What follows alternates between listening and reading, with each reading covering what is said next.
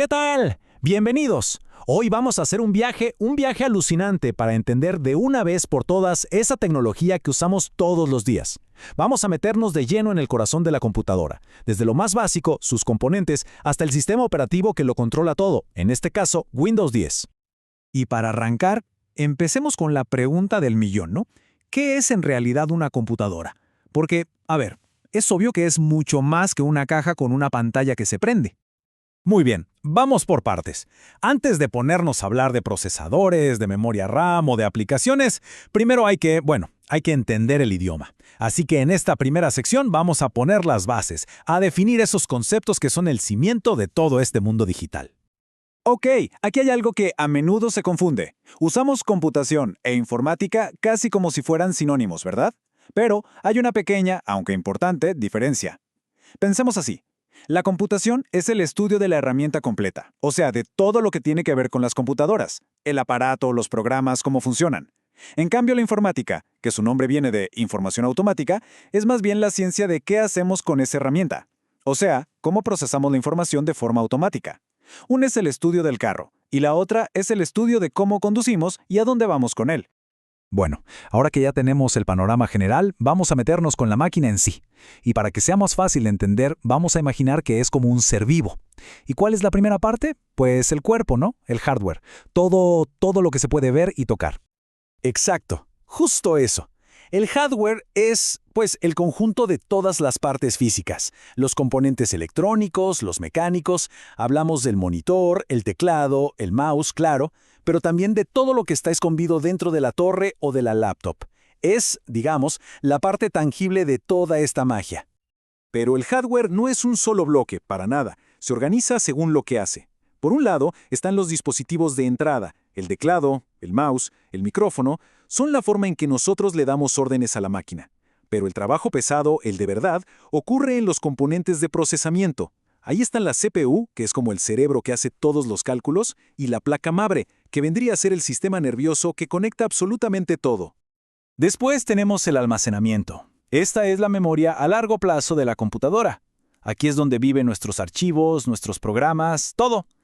Y para que todo ese procesamiento interno nos sirva de algo, necesitamos los dispositivos de salida.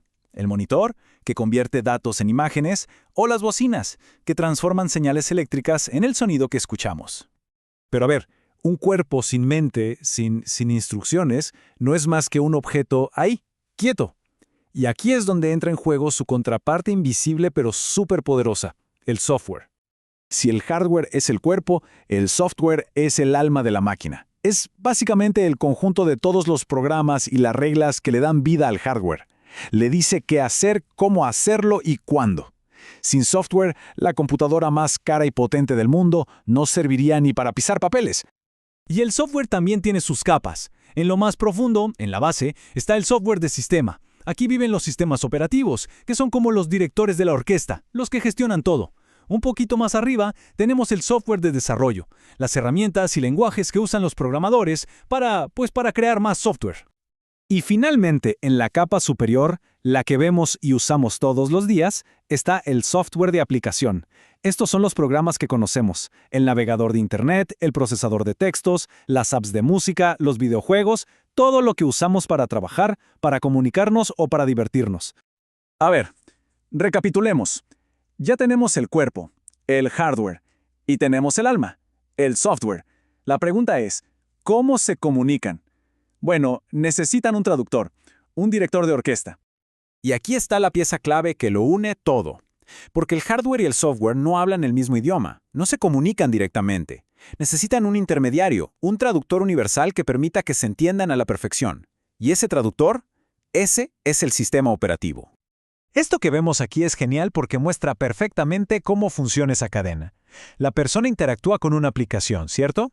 Esa aplicación le pide permiso y recursos al sistema operativo. Y es el sistema operativo el que finalmente le da las órdenes directas al hardware. Es el gran jefe, el que gestiona todo desde el medio.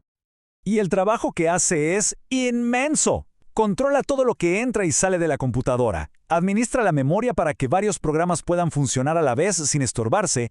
Se encarga de la seguridad para proteger nuestros datos y hasta anda buscando errores para que todo funcione bien. Es el verdadero héroe silencioso de nuestra vida digital. Ahora que ya entendemos lo crucial que es este director de orquesta, vamos a ponerle nombre y apellido a uno de los más famosos del mundo. Windows 10, el sistema que muy probablemente está corriendo en la computadora de muchísimas personas ahora mismo. Pero ojo, antes de meternos de lleno, hay que ver el panorama completo. Windows de Microsoft es el rey en las computadoras personales, sí, pero no está solo. macOS es el corazón de todo lo de Apple. Linux es una alternativa libre y superpoderosa, sobre todo en servidores. Y en celulares y tabletas el que manda es Android de Google. Cada uno es un mundo. El camino de Windows 10 no fue de un día para otro. Se anunció oficialmente por allá en septiembre de 2014. Después, Microsoft lo puso en una larguísima fase de pruebas, una versión beta, para escuchar lo que la gente opinaba.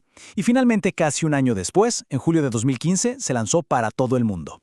Windows 10 tenía una misión muy clara: arreglar las cosas y unificar la experiencia. Se trataba en gran parte de corregir los errores de su antecesor, Windows 8, que a mucha gente no le gustó.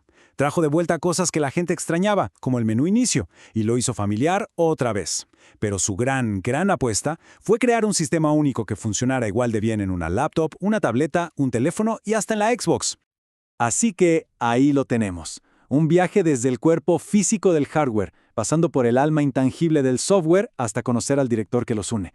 La próxima vez que prendan una computadora, piensen en esa base invisible, el sistema operativo, que está haciendo que todo funcione. Y queda una pregunta en el aire: ¿cómo sería nuestro mundo sin él? Da para pensarlo un buen rato, ¿no?